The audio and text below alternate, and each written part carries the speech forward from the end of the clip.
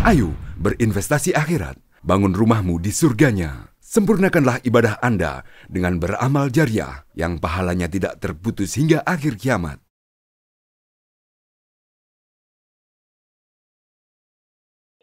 Assalamualaikum warahmatullahi wabarakatuh. Bismillahirrahmanirrahim. Alhamdulillahirabbil alamin. Wa bihi nasta'inu ala umurid dunya waddin. Wassalatu wassalamu ala Rasulillahil karim sayyidina Muhammadin wa ala alihi wa sahbihi wa mawala wa ba'd. Para pemirsa TV Masjid Raya Al-Akbar Kota Sorong rahimakumullah, alhamdulillah kita bersua kembali dalam kajian rutin Kitab Riyadhus Shalihin, dan alhamdulillah kita ingin lanjutkan kembali tentang babun fil amri bil ma'rufi wan nahyi 'anil munkar. Kita lanjutkan kembali satu bab berkaitan dengan perintah untuk menyeru kepada kebaikan dan mencegah pada hal-hal yang buruk. Para pemirsa rahimakumullah, Rasulullah sallallahu alaihi wasallam bersabda yang bisa jadi menjadi pegangan teknis, pegangan operasional berkaitan dengan hal-hal yang mungkar. Nah, sebelumnya kita masih ingat bahwa orang-orang yang melakukan apa yang kita sebutkan itu adalah orang-orang yang beruntung. Nah, kita membaca hadis Rasulullah sallallahu alaihi wasallam,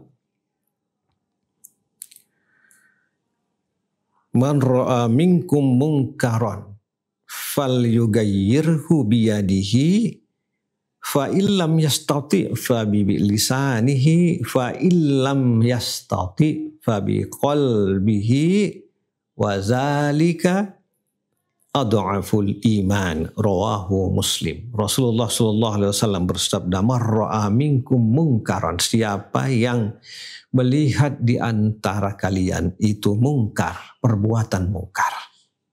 Kita melihat, kita menyaksikan, kita merasakan hal-hal yang mungkar di kalangan kita, dalam lingkungan kita, sekeliling kita. Fal yughayyirhu biyadihi. Apa tindakan kita? Tindakan yang pertama adalah fal yughayyirhu biyadihi. Ubahlah hal itu dengan biyadihi, dengan tangan atau kekuasaan. Kita tidak punya kekuasaan. Kita bukan pejabat. Kita bukan tokoh. Kita bukan siapa. Kita ini masyarakat biasa. Orang tidak mendengar kita.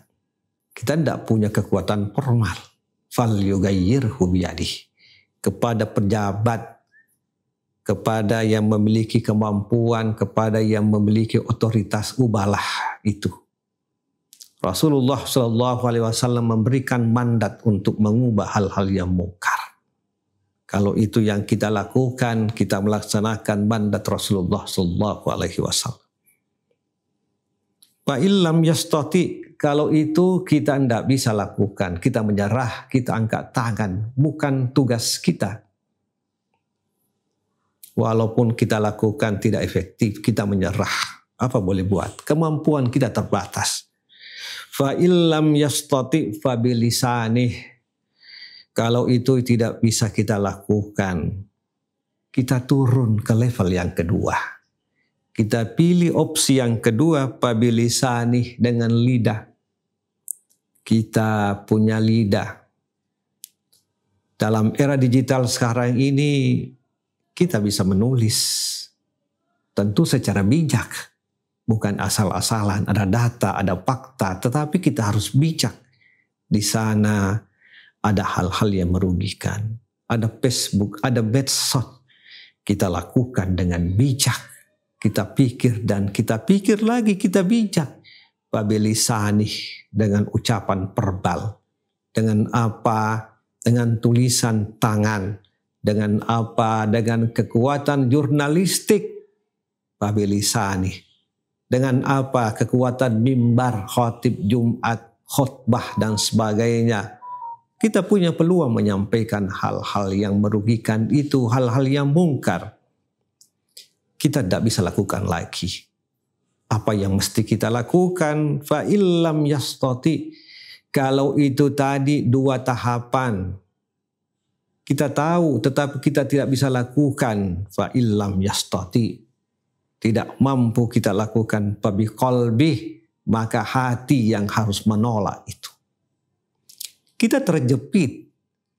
Tidak bisa berdaya, cukup hati, ya Allah. Saya tidak suka pekerjaan itu. Saya tidak tega melihat hal-hal buruk seperti itu, ya Allah. Hati kita berbicara. Hati kita menjerit. Hati kita yang menolak perbuatan itu. Saya tidak bisa berdaya. Salat tahajud, bangun. Salat tahajud, berdoa, ya Allah. Di sana ada perbuatan seperti itu. Saya tidak bisa lihat, tidak bisa kuasa saya melakukan perubahan seperti itu. Ya Allah, bantulah mereka itu. Hati bekerja, hati berdoa, hati merintih, hati menangis. Para pemirsa rahimakumullah. Banyak hal-hal yang kita tidak inginkan terjadi. Kita sudah upayakan, tetapi mungkin hati kita harus berbicara. Sampaikan dengan hati ke hati kepada yang dipandang layak menyelesaikan masalah itu. Tetapi kalau hati yang berbicara, kekuasaan tidak ada, kemampuan intelektual, strategi tidak bisa kita lakukan, kemampuan mimbar tidak efektif. Hati yang berbicara, wazalika adhaful iman. Nabi mengatakan itu adalah selemah-lemahnya iman.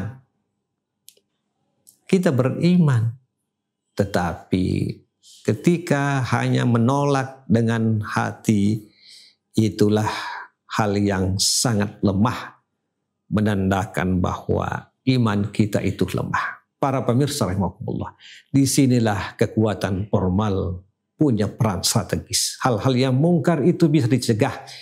Siapa yang bisa menolak kalau pejabat mau? Siapa yang bisa menolak keburukan itu kalau atasan mencegah? Ada kekuasaan.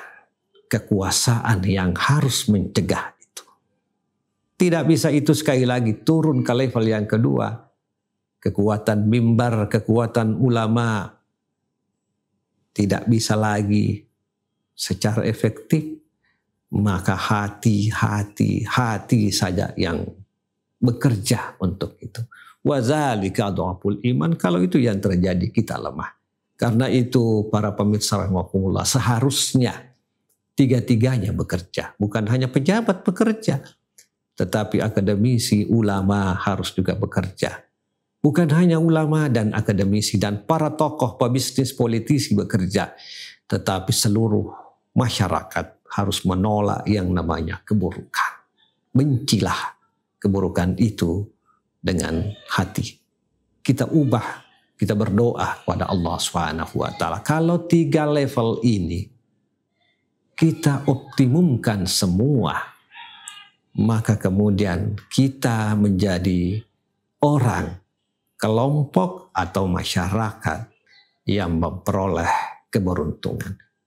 Semoga bermanfaat. Wassalamualaikum warahmatullahi wabarakatuh. Ayo dukung media dakwah Masjid Agung Al-Akbar dengan ikut berdonasi pengadaan alat multimedia dan operasional dakwah. Usia boleh terputus, pahala jariah mengalir terus.